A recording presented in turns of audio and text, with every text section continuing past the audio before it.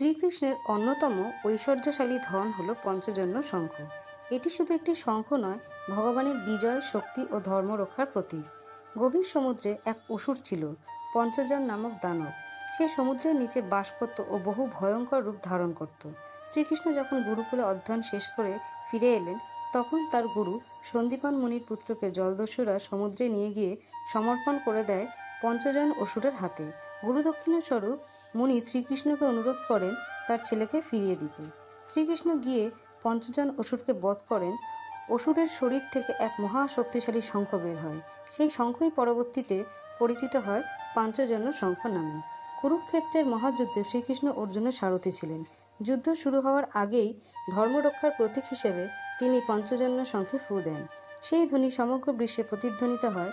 মহাভারতের বর্ণনা অনুযায়ী শ্রীকৃষ্ণের পঞ্চজন্যের ধ্বনি যুদ্ধক্ষেত্রকে কম্পিত করেছিল এবং পাণ্ডবদের পক্ষে আশীর্বাদের মতন কাজ করেছিল।